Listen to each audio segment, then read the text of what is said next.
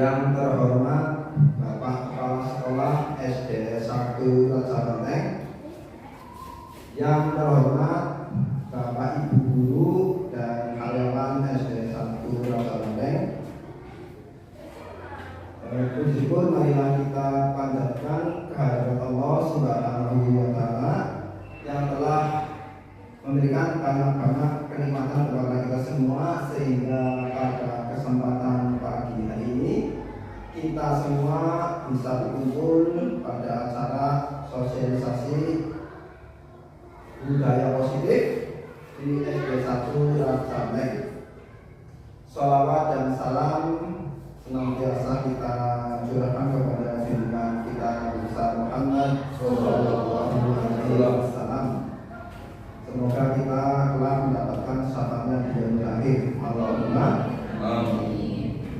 Bapak Ibu Guru yang saya hormati, saya berdiri di sini ya, akan menyampaikan tentang sosialisasi budaya positif yang akan dilaksanakan di SD kita, yaitu SD Raja Menteng tercinta.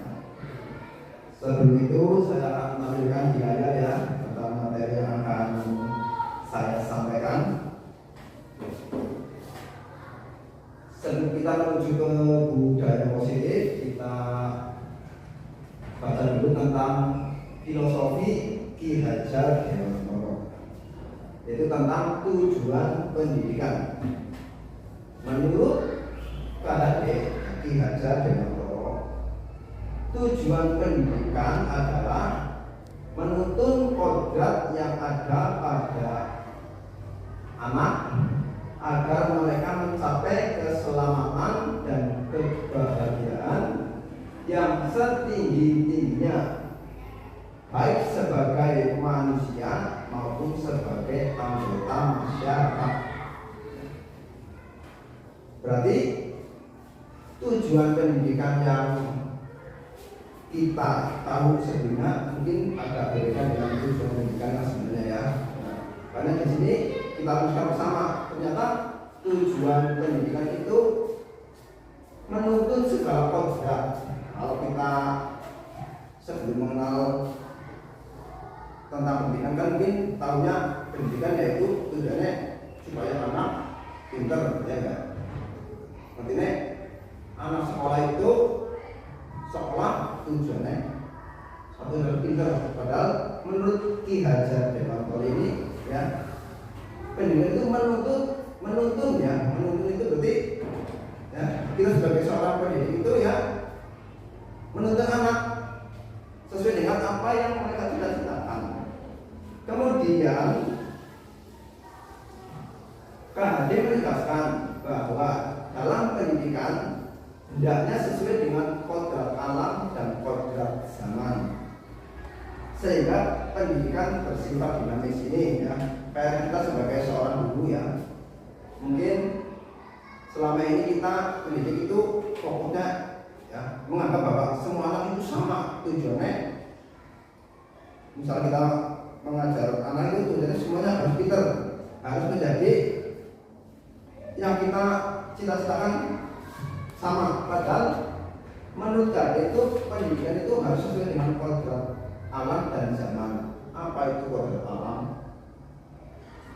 Kodrat alam di sini maksudnya apa? Kita ibaratkan hidup di dunia itu ternyata mempunyai alam yang berbeda-beda, sehingga yang namanya pendidikan itu tidak bisa kita samakan.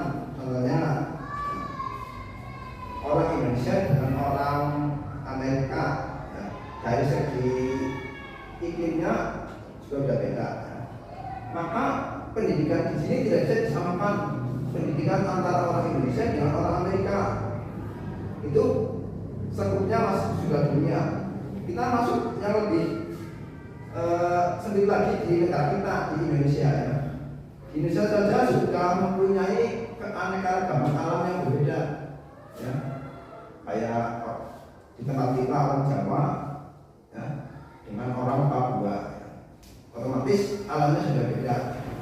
Di sini kita sebagai guru itu dalam mendidik itu harus menyesuaikan alamnya. Ya. Tidak bisa kita memaksakan orang Irian Jaya atau Papua ya, mendidik dengan cara seperti orang yang ada di daerah kita di Jawa. Itu maksudnya seperti itu. Sehingga pendidikan itu harus sesuai dengan kodrat alam. Kemudian yang selanjutnya, pendidikan harus sesuai dengan kodrat zaman. Kira-kira ada yang tahu kodrat zaman? Ya, Apa? pendidikan mengikuti perkembangan zaman. Ya, pendidikan harus mengikuti perkembangan zaman. Mungkin ada yang punya pendapat pendidikan harus sesuai dengan kodrat zaman, apa? Kenapa? Punya pendapat? Ya, punya pendapat hampir sama dengan Bu Yani bahwa bahwa kalau kita mendidik anak itu harus menyesuaikan dengan zamannya anak. Misalnya waktu saya kecil ya Pak, kalau di kelas itu dulu saya dipaksa sama gurunya, mau nggak mau itu menghafalkan perkalian, mau nggak mau setiap hari. Dan kalau zaman dulu anak yang nggak bisa itu dipukul pakai penggaris. Kalau zaman dulu itu kita biasa aja sebagai anak seperti itu karena merasa oh mungkin tidak bisa. Tapi kalau zaman sekarang itu diterapkan, bisa-bisa nanti guru dipolisikan, misalnya seperti itu. Karena harus menyesuaikan dengan perkembangan zaman. Tapi kalau zaman dulu belum ada teknologi yang seperti sekarang ya. Kalau sekarang teknologinya sudah sangat maju, kita sebagai guru juga harus upgrade tentang teknologi informasi sehingga kalau kita sedang memberikan pembelajaran itu harus sesuai dengan zamannya anak-anak. Anak baru kan suka misalnya nih soal games, berarti kita pakainya kayak Quizzes, pakai Google Form, pakai apa yang menyesuaikan dengan zamannya anak-anak. Ya. Betul sekali tadi ya yang disampaikan oleh Ibu Nafa, ya, benar bahwa pendidikan harus sesuai dengan kodrat zaman itu. Pendidikan itu harus sesuai dengan zamannya aja. Zaman kolonial dengan zaman sekarang otomatis sudah jauh berbeda. Apalagi zamannya Pak Muti misalnya, nah, dengan zamannya Ibu Nafa, semuanya aja udah berapa tahun itu ikut masih muda. Dan dibandingkan dengan zaman sekarang, ya. Sekarang pendidikan itu serba modern, ya. Teknologi yang sangat cepat. Ya. Kalau zaman saya yang namanya guru aja ya kebanyakan dengan metode selama tugas. Kalau sekarang seperti itu mungkin anaknya bisa bukan, ya. Karena mungkin sekarang juga tidak seperti anak dulu mainnya di ladang, di lapangan. Kalau sekarang hampir 90 atau 20% itu anak pegang gadget ya, dan pegang HP. Makanya pendidikannya juga harus menyesuaikan ya. Bagaimana teknologi yang sekarang itu bisa kita manfaatkan untuk media dalam pembelajaran. Ya, seperti yang tadi disampaikan Ibu Nafa ya, pembelajaran tidak harus lama atau tidak harus di kelas terus, bisa dengan Google Form, quiz ya, isi yang lewat HP Android itu ya, atau dengan teknologi selain itu seperti apa LCD, proyektor atau dengan Google yang ada itu dimanfaatkan sesuai dengan kebutuhan anak ya. Jangan buka-buka situs-situs yang tidak benar. Itu maksudnya adalah pendidikan harus sesuai dengan kodrat zaman. Sehingga pendidikan itu bersifat dinamis atau selalu berkembang. Selanjutnya ya, kita masuk ke materi tentang budaya positif. Budaya positif merupakan pendekatan untuk mengembangkan murid menjadi pribadi dan anggota dari komunitas yang bertanggung jawab, penuh hormat dan kritis, mengajarkan keterampilan sosial dan kehidupan yang penting dengan cara yang sangat menghormati dan membesarkan hati. Sampai sini paham nggak? Budaya positif merupakan pendekatan untuk mengembangkan murid menjadi pribadi dan anggota dari komunitas yang bertanggung jawab. Intinya apa? Ya, pendekatan terhadap anak yang tujuannya itu untuk membawa murid menjadi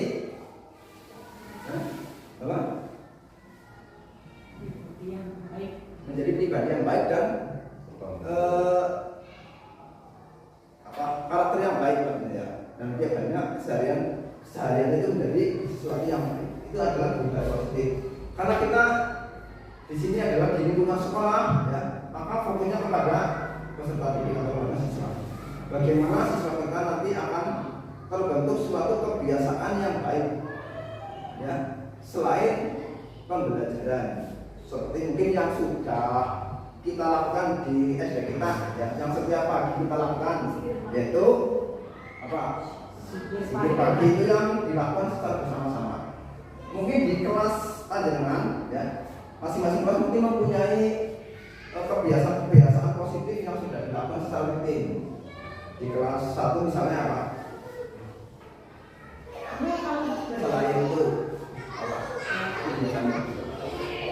Kebiasaan itu yang menurut saya itu termasuk budaya positif adalah kalau masuk kelas itu harus memberi salam. Terus setiap pagi kan kita berdoa dulu sebelum mulai pelajaran. Berdoa harus tenang, harus tertib, karena dalam berdoa itu kita juga sebelum ada apa ya, penilaiannya, sikap-sikap yang harus dinilai dalam berdoa itu. Jadi terus yang ketiga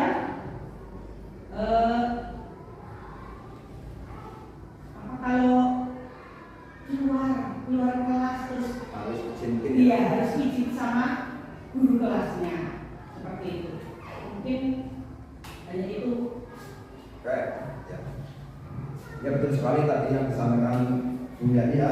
Itu guru kelas 1 tentang budaya positif yang sudah terjadi di kelas 1. Ya, 1 itu tadi ada berdoa sebelum pembelajaran, kemudian ya Pak, kalau mau keluar itu dimajikan harus izin, karena apalagi kelas sudah, ya, biasanya kalau yang satu keluar Iya. belakangnya yang izin satu, nanti yang belakangnya yang izin semua.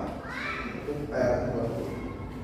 Mungkin kelas yang lain juga mempunyai kebiasaan-kebiasaan positif yang berbeda. Tapi kelas berapa yang berbeda bisa disampaikan di sini. Kelas 3, kelas 4, kelas 5 apa? Kelas 5, siapa ini? Kelas 5 ya Pak? Biasanya biar biasa kelas 5 ini biasanya. Kalau kelas 5 itu dari awal saya masuk dengan anak-anak itu ada yang namanya, nanti bisa dicatat sama kelas lain kalau mau. Jadi kalau kita masuk itu kita punya yang namanya kontrak belajar, kontrak kelas 5. Jadi misalnya nanti mereka melanggar, mereka tanya pun langsung jawabannya gini, kamu masih punya kontrak belajar kan? Dibaca. Kita punya kontrak belajar selama 1 semester ya Pak, yang harus ditaati oleh semua anak di kelas 5. Contohnya seperti ini. Ketika di kelas ada satu yang bicara, siapapun itu, baik itu guru atau siswa yang lain mendengarkan. Kalau nanti ada yang lain bicara lagi, gurunya lagi ngajar pun, kalau saya lagi ngajar, ada anak lain yang bicara tanpa angkat tangan, saya diam sampai kelasnya tenang. Makanya kalau udah masuk ke kelas, anak yang serempetnya kayak apapun nanti jadi harus mengikuti aturan. Itu budaya positif yang pertama. Agak banyak boleh ya Pak ya? Banyak semuanya aja kamu Iya. disampaikan. Nanti mungkin Bisa di atau dikritisi oleh yang lain. boleh, nanti bisa diamati, bisa ditiru, bisa dimodifikasi oleh kelas lain. Lalu yang kedua itu kalau di dalam kelas tadi kan saya bicara yang lain mendengarkan. Kalau mau bicara harus mengangkat tangan. Mau dia misalnya menjawab pertanyaan tapi tidak angkat tangan dulu, saya anggap tidak ada.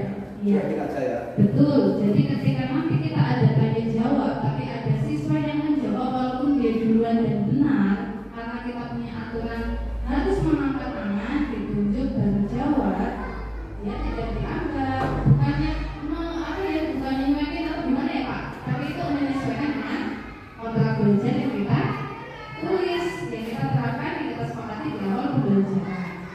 Terus selanjutnya di hari Kamis di kelas 5 alhamdulillah kan agamanya muslim semua. Itu di hari Kamis setelah zikir pagi anak-anak sholat duha 2 rakaat di kelas.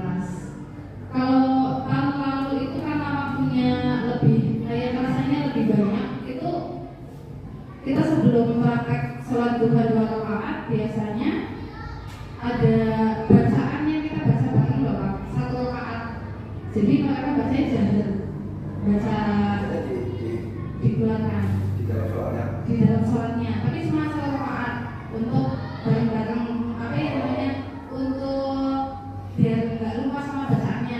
Jadi Supaya dari itu ya supaya hafal semua. iya biar hafal semua dari takbiratul ihram sampai salam. Kalau yang sekarang sholat 6 itu dijaga.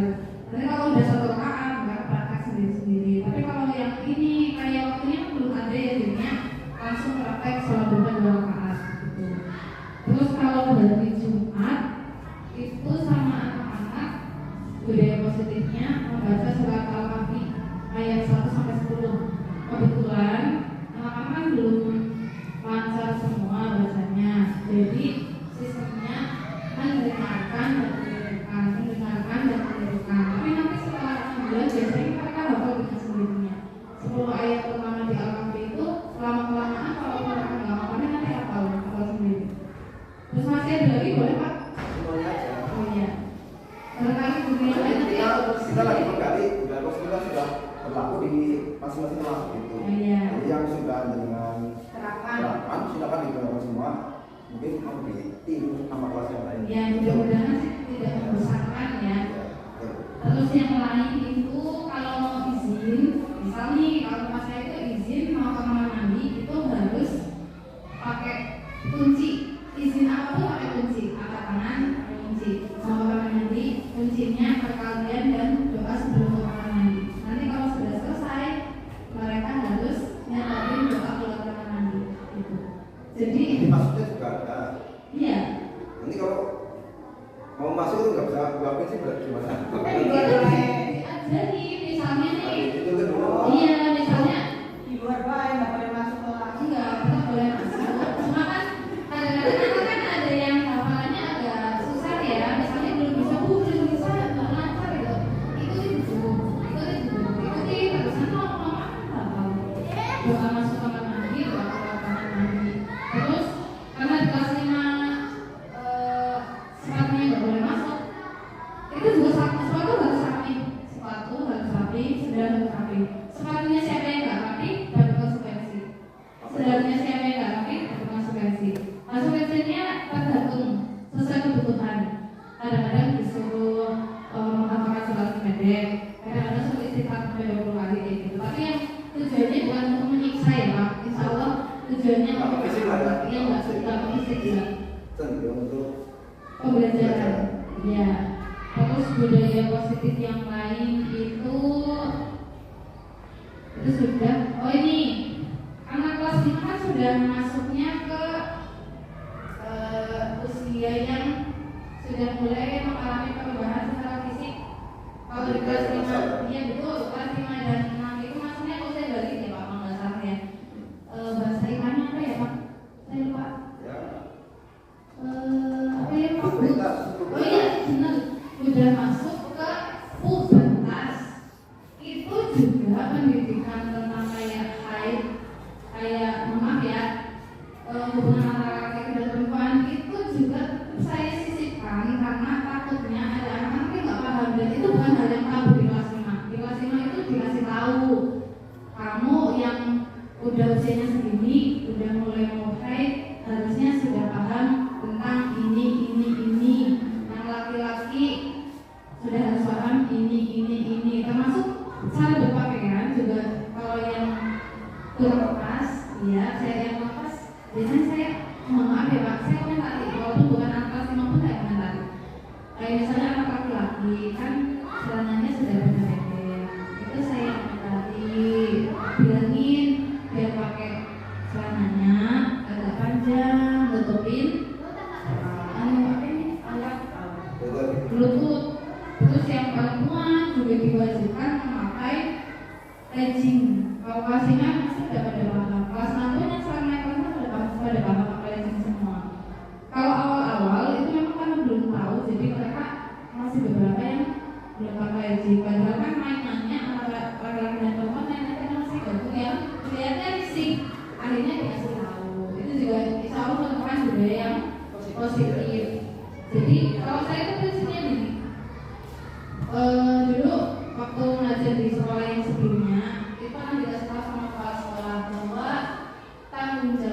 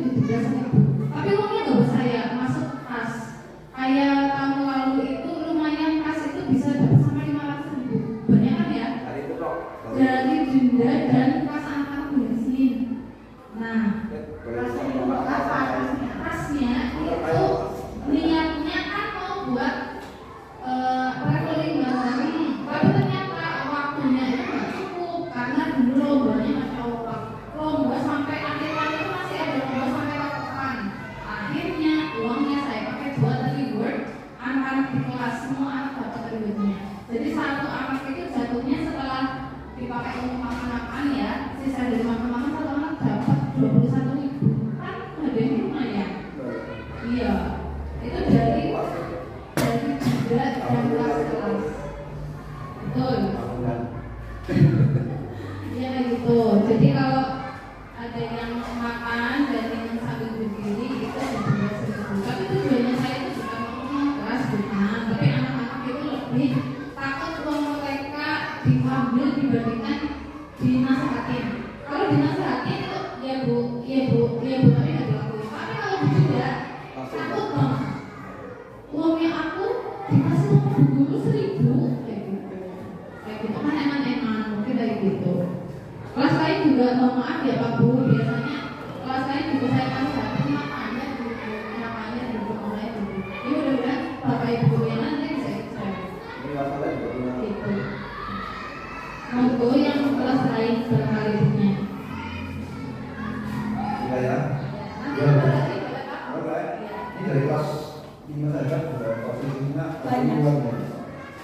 Kalau di Indonesia itu tadi yang kontrak kelas itu nanti tentunya lebih dijelaskan itu apa ya, kesepakatan kelas. Di sesuai kita di setiap kelas ada untuk sebelum pembelajaran atau setiap mungkin kemarin yang setahun atau setiap hari setiap pembelajaran itu dulu kan bikin kesepakatan kelas yang bikin tidak boleh makan berdiri, baik selama pasti bisa dibikin oleh guru anak. Jadi bukan guru aja yang mengasih panduan, tapi itu memang kesepakatan antara guru dengan dan tadi apa budaya positif di kelasnya Indonesia itu sudah satu beberapa aspek ya, dari aspek religinya sudah banyak ya, kemudian kedisiplinan juga luar biasa. Mungkin di kelas-kelas yang lain juga mempunyai kebudayaan positif yang berbeda-beda, namun ya, itu bebas ya. Budaya positif bebas kita ciptakan, asalkan itu tujuannya untuk mendidik atau mendisiplinkan. Seperti kelas saya sendiri mungkin berbeda dengan kelasnya Ibu Napak ya. Seperti itu ya.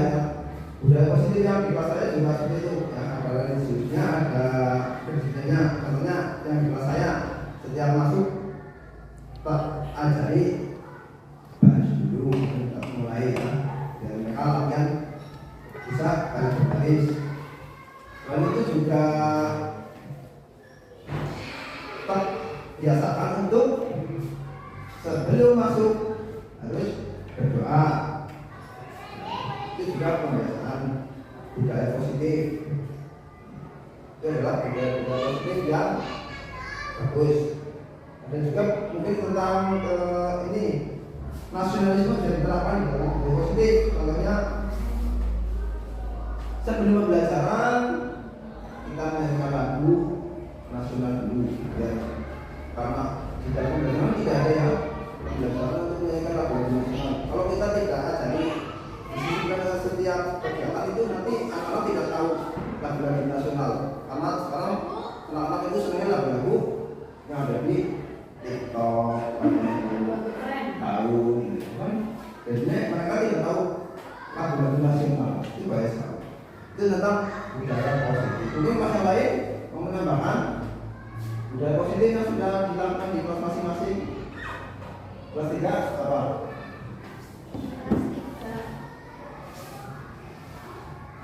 Untuk kelas 3 itu saya menerapkan kemarin sebelum pembelajaran itu hafalan Pak. Iya, hafalan hafalan surat pendek ya, tapi belum dilaksanakan. Baru saya menuliskan suratnya, jadi anak di rumah menghafalkan, nanti sampai sekolah itu anak sudah bisa gitu. Terus yang kedua ada kebersihan. Jadi sebelum dan sesudah pembelajaran itu yang piket pagi itu hari ini, terus yang piket siang itu yang hari besok gitu. Jadi kelas selalu bersih. Terus yang ketiga adanya budaya literasi. Jadi setiap pagi setelah zikir pagi itu anak membaca bacaan dari buku. Nanti kalau di kelas 3 itu ada anak disuruh menuliskan yang gampang-gampang dulu, misal judul tokohnya, meskipun di situ hanya tertulis tokohnya bapak atau ibu atau nama orang, dituliskan dulu. Karena di sana ada yang masih belum bisa menulis dan ada yang masih belum bisa membaca dengan lancar, seperti itu. Itu untuk kelas 3. Mungkin dari yang kelas lain hampir sama semua. Ya, terima kasih. Ya, dari kelas 3 tadi sudah menyampaikan budaya positif yang sudah diterapkan. Sudah biasa ternyata setiap kelas sudah mempunyai kebiasaan-kebiasaan yang berbeda. Dari kebiasaan atau budaya positif yang sudah disarankan selama ini, ya, itu tidak lain tujuannya itu adalah untuk mendisiplinkan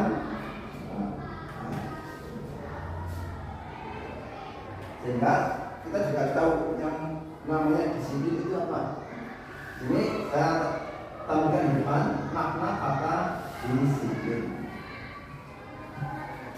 Ketika mendengar kata disiplin, apa yang berbayang di benak Anda? Apa yang terlintas di pikiran Anda? Kebanyakan orang akan menghubungkan kata disiplin dengan tata tertib, terpatuh, dan kepatuhan pada peraturan. Kata disiplin juga sering dihubungkan dengan hukuman, padahal itu sungguh berbeda. Karena belajar tentang disiplin positif tidak harus dengan memberi hukuman. Justru itu adalah salah satu alternatif terakhir dan kalau perlu tidak digunakan sama sekali. Betul sekali ya. Betul sekali. Ya, apa yang dituangkan di kalimat ini, seperti saya sendiri juga seperti itu. Ketika saya mendengar kata-kata disiplin itu langsung big berarti. Ini mengarah itu tentang hubungan, tidak sampai arah. Ternyata yang dimaksud disiplin di sini itu tidak ya. Disiplin itu tidak harus menghukum. Ya. Ini disiplin itu mengajak manusia untuk benar, tapi tidak harus dengan kekerasan. Kita lanjut. Makna kata disiplin itu dalam budaya kita, makna kata disiplin dimaknai menjadi sesuatu yang dilakukan seseorang pada orang lain untuk mendapatkan kepatuhan. Ini kata disiplin. Kita cenderung menghubungkan kata disiplin dengan ketidaknyamanan. Itu benar sekali. Lanjut. Ini makna kata disiplin berdasarkan tokoh ya. Ya, next saja. Hubungannya kedisiplinan dengan materi pada hari ini yaitu ada 5 poin. 5 poin. Yang pertama tentang disiplin positif. Disiplin positif merupakan pendekatan mendidik anak untuk melakukan kontrol diri dan kepercayaan diri. Ini tentang disiplin positif yang harus disampaikan. pendekatan pendidik anak untuk melakukan kontrol diri. Jadi kita ya mendekati karakter anak itu tujuannya untuk anak itu supaya jadi disiplin. Kemudian yang kedua, nilai kebajikan dan keyakinan kelas. Tujuan mulia mengacu pada nilai-nilai atau prinsip-prinsip mulia seseorang. Kemudian materi yang ketiga, posisi kontrol. Di posisi kontrol di sini adalah posisi kontrol kita sebagai seorang guru dalam mendisiplinkan anak. Itu ada 5 posisi kontrol. Kita sebagai guru itu dalam mendisiplinkan anak mempunyai 5 posisi. Yang pertama sebagai penghukum atau yang memberi hukuman. Ini sebenarnya posisi kontrol yang paling kita hindari ya. Posisi kontrol sebagai penghukum itu yang paling kita hindari. Yang kedua, pembuat rasa bersalah. Guru di sini dalam mendidik anak itu posisinya menjadi seorang yang membuat anak itu jadi merasa bersalah. Tidak langsung marahi, tapi bagaimana anak itu sadar dengan apa yang diperbuat, sehingga anak itu nantinya akan sadar karena merasa bersalah dengan apa yang dilakukan. Itu posisi kontrol guru yang kedua. Yang ketiga, guru sebagai teman. Ini yang paling gampang susah. Misalnya ketika anak bersalah, kita harus merayu seolah kita menjadi teman. Tapi kadang apa? Di posisi ini kita bisa salah juga. Ketika kita berada di posisi teman, kadang siswa menjadi apa? Pas kita menunjuk, ya, kurang menghormati. Jadi mereka itu cenderung berani sama guru. Nah, ini di posisi ini kita juga harus pandai-pandai kita untuk menjadi posisi sebagai posisi kontrol kita terhadap anak supaya mereka apa berhenti dengan kesalahan mereka. Kemudian posisi kontrol yang keempat itu sebagai pemantau. Jadi di sini guru sebagai pemantau. Apa yang dilakukan atau kesalahan apa yang dilakukan anak, ya, posisi kita sebagai pemantau. Nanti setelah memantau nanti kita akan menunjukkan dan bisa memberi nasihat untuk anak agar tidak melakukan suatu kesalahan. Kemudian yang terakhir itu manajer. Posisi kontrol kita sebagai seorang manajer. Bagaimana kita sebagai seorang manajer membawa anak kita untuk tidak mengulangi suatu kesalahan yang sudah dilakukan. Dari 5 posisi kontrol ini kita bisa menguasai semua. Sekarang kita bisa flashback kepada diri kita sendiri ya. Setiap di kelas kita atau di sekolah kita ada anak-anak yang nakal atau ada masalah-masalah yang terjadi, posisi yang sudah kita lakukan itu di posisi yang mana, itu bisa amati diri kita sendiri. Ada 5 itu. Nanti kita akan belajar bersama tentang posisi ini. Yang jelas posisi yang pertama itu posisi yang paling dihindari. Bisa saja dilakukan itu adalah opsi terakhir, memberi hukuman. Karena ada yang masih bisa ditanyakan tentang 5 posisi kontrol guru. Maksudnya posisi kontrol ini adalah posisi kontrol ketika ada suatu masalah di anak kita. Kita sebagai guru itu mempunyai posisi kontrol 5 ini, ya, sebagai penghukum, sebagai pembuat rasa bersalah, sebagai teman, sebagai pemantau, sebagai manajer. Ini posisi kita. Nah, yang sudah kita lakukan mungkin kebanyakan satu ya, penghukum. Ketika ada masalah langsung kita kasih sanksi, kita hukum. Nah, ini sebenarnya mempunyai efek yang berbahaya. Dan pertama itu kepribadiannya sama psikologi juga. Sehingga posisi ini sebenarnya alternatif yang paling tepat. Ada pertanyaan?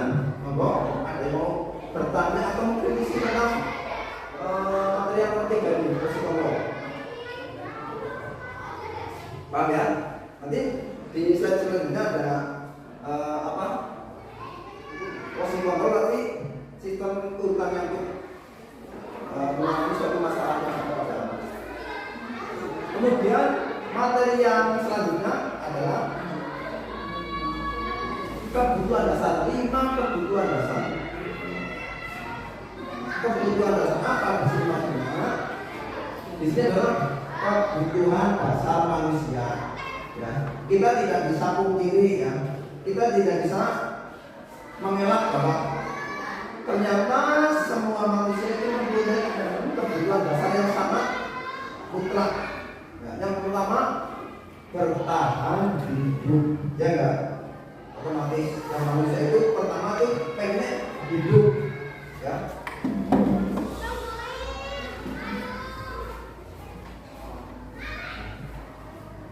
Yang kedua, kasih sayang dan rasa diterima. Yang selanjutnya, kebutuhan dasar manusia adalah penguasaan.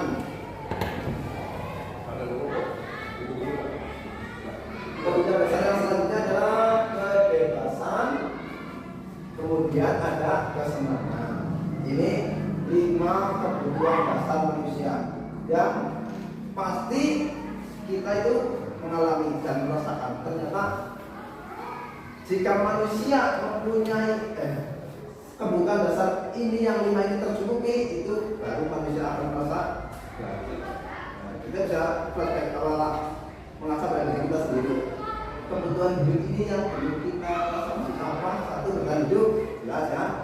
Makan kita tercukupi enggak? Harus sudah bisa makan dan tidak kelaparan, itu tapi kebutuhan dasar kita untuk bertahan hidup itu sudah tercukupi. Yang kedua, kasih sayang dan rasa diterima. Namanya apa? Misal ya, hidup di lingkungan kantor ya, kalau Pak Tire sama temen itu sering dipecoin ya. Otomatis orang itu akan merasa tidak nyaman, sehingga kebutuhan hidup yang kedua ini tidak terpenuhi, akhirnya tidak nyaman, tidak betah, pengennya masih diam. Makanya ini kita harus mempunyai rasa toleransi, menghargai teman, karena ini termasuk kebutuhan dasar manusia. Enggak benar?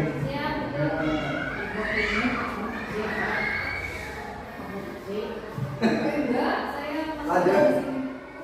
Ya, ini yang nomor 2 ini harus diamati baik-baiknya, dicermati dan dijalankan. Kasih sayang.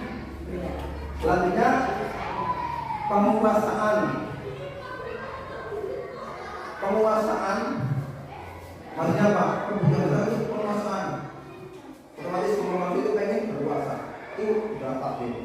Ya. Kemudian kebebasan. Itu jelas. Manusia itu tidak suka dikekang. Adalah. Ya, kalau kamu atau kita diatur saja, kalau kita sudah mati, rasanya pengen berontak, pengen keluar dari zona itu. Keluar dari zonanya.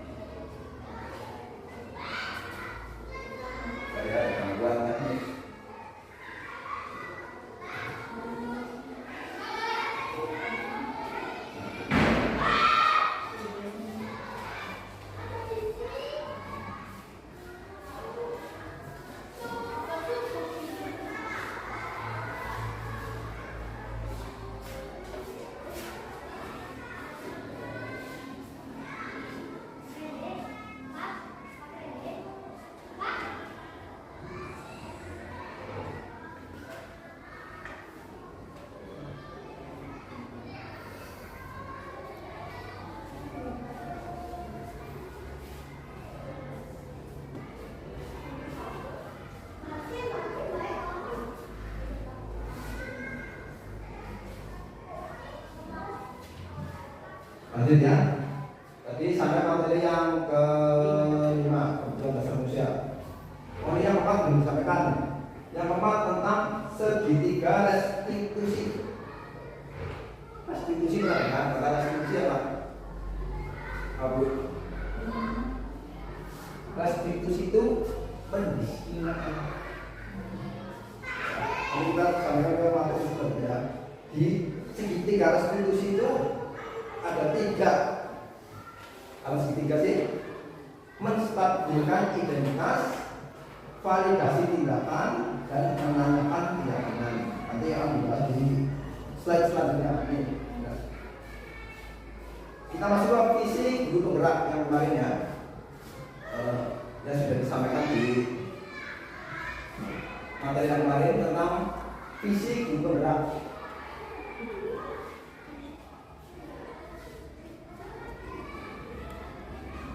Dalam membuat suatu visi, ya, itu mempunyai 5 langkah. Ya. Yang pertama adalah buat pertanyaan, ambil pelajaran, gali mimpi, jabarkan rencana, kemudian atur eksekusi. Buat pertanyaan yang ada di sekolah kita tentang tujuan kita membuat suatu visi. Ya. Kemudian ambil pelajaran, gali mimpi, karena visi dan mimpi kita mau dibawa kemana sekolah kita, itu tujuan dari membentuk suatu visi sekolah.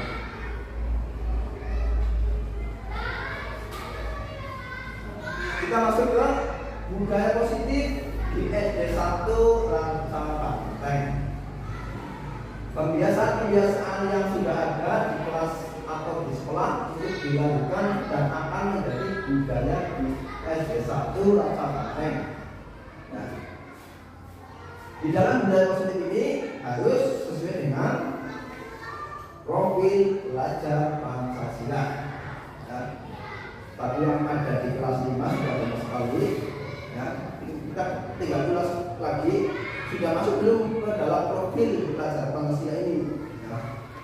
Religius, mandiri, bernalar kritis, keanekaragaman global dan sebagainya. Kalau kebiasaan yang dilaksanakan oleh saya adalah religius, disiplin, waktu, dan kebersihan. Religiusnya tadi ya. Nanti yang bikin pagi bersama-sama itu sebenarnya sudah masuk setiap kelas karena dilaksanakan setiap kelas. Disiplin, waktu, jadi yang ada di kelas 1 tadi ya. Kemudian kebersihan, dan ini setiap kelas juga nanti harus dilaksanakan.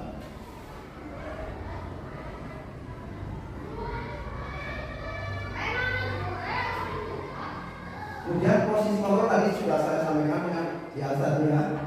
Kita sebagai seorang guru itu mempunyai 5 posisi kontrol yang satu adalah menghukum, membuat rasa bersalah, sebagai teman, sebagai pemantau, sebagai yang tadi sudah dijelaskan di materi awal. Ya, ini yang akan saya jelaskan lagi tentang segitiga restitusi. Terus baik Bu, tulisannya begini nggak ada. Kita juga kurang jelas.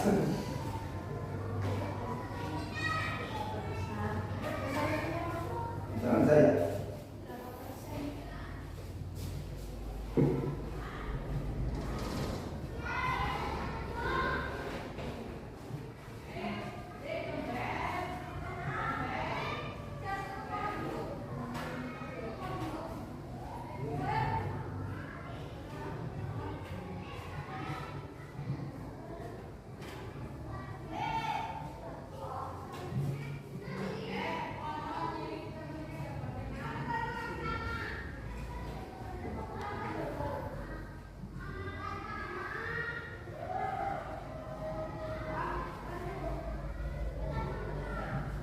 Lanjut ya, Ibu, Bapak. Ini materi mungkin baru panjangan lagi ya. dengan segitiga restitusi, di mana segitiga restitusi itu adalah alur untuk mengatasi masalah pada anak. Ketika ada masalah pada anak itu, dalam menyelesaikan itu kita menggunakan segitiga restitusi. Yang pertama itu validasi tindakan yang salah. Misal, ketika ada anak yang salah, kita yang pertama itu memvalidasi tindakannya. Caranya bagaimana? Dengan pertanyaannya ada di sampingnya. Contohnya, ada anak yang terlambat, kemudian bapak itu manggil anak itu. Pertanyaan anak itu, pada posisi tindakan yang salah caranya. Contoh kalimatnya ini, kamu tentu punya alasan mengapa melakukan itu. Sama saja. Kenapa kamu terlambat? Tapi dengan bahasa yang lebih satu. Kamu tentu punya alasan mengapa kamu melakukan itu. Sehingga anak itu nanti berpikir sendiri pun. Dan juga dengan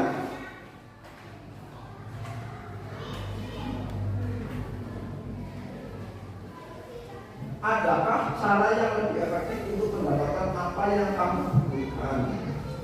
Itu validasi tindakan yang pertama.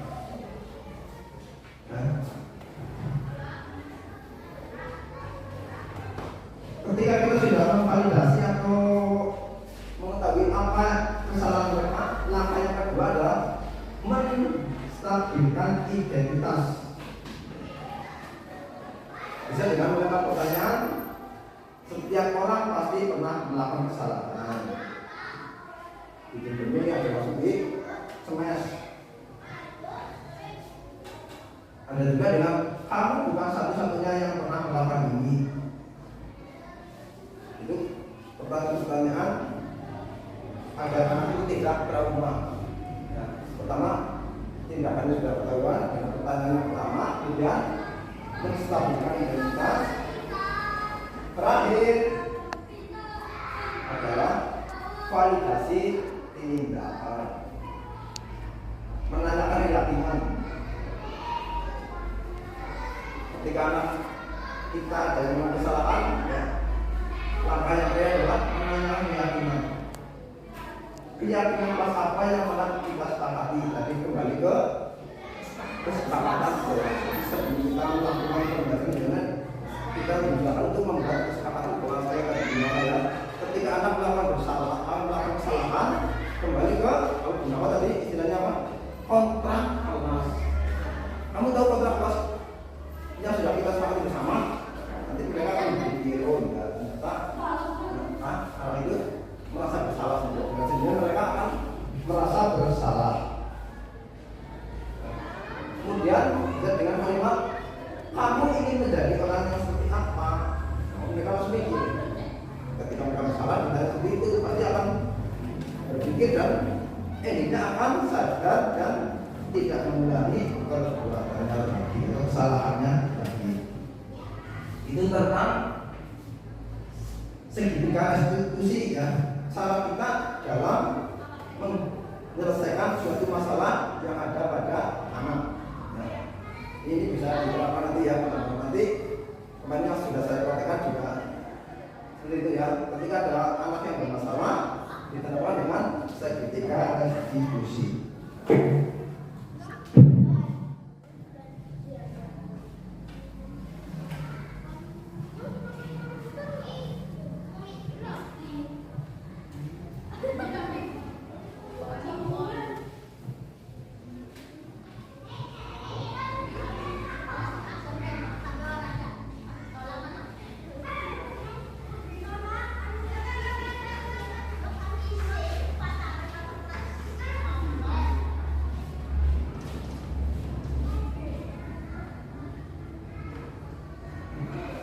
Lanjut. Tadi segitiga restitusi sudah kita tadi. Kemudian kasus atau permasalahan. Bagaimana cara kita menghadapi siswa yang melanggar keyakinan kelas? Bagaimana mengendalikan emosi kita sebagai pendidik? Emosi lebih terkendali dan memberikan dampak nyata bagi siswa. Siswa lebih merasa dihargai dan dapat mencari solusi sendiri, sehingga muncul motivasi yang merubah perilaku menjadi budaya positif.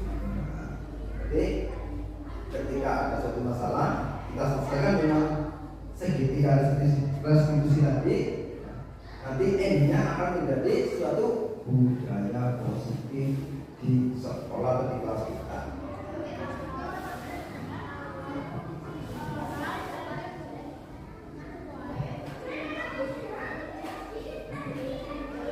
Endingnya adalah menciptakan budaya positif. Kemudian budaya positif itu tidak bisa diciptakan oleh hanya satu orang, tapi adalah kolaborasi dari segala pihak, baik dengan pemangku kepentingan, kepala sekolah, bahkan guru, orang tua siswa, dan warga sekolah.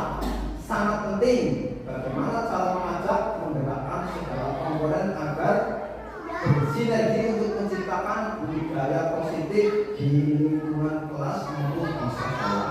Ya. Jadi budaya positif yang kita rencanakan ya, tidak bisa kita laksanakan sendiri, tapi harus bersama atau berkolaborasi dengan semua pihak ya, guru, orang tua, siswa dan kepala sekolah itu harus kompak. Intinya seperti itu.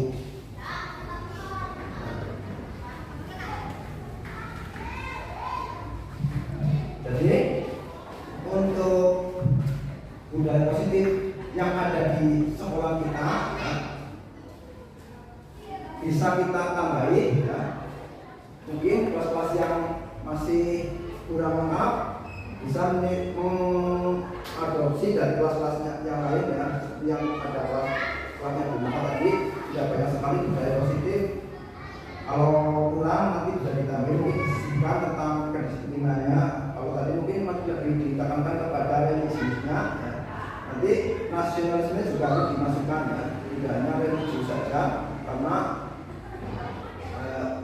kita itu harus dalam menciptakan budaya positif itu mempunyai aspek itu apa tentang profil pelajar Pancasila harus masuk semua ya, dan religius, berarti dan lain-lain ya.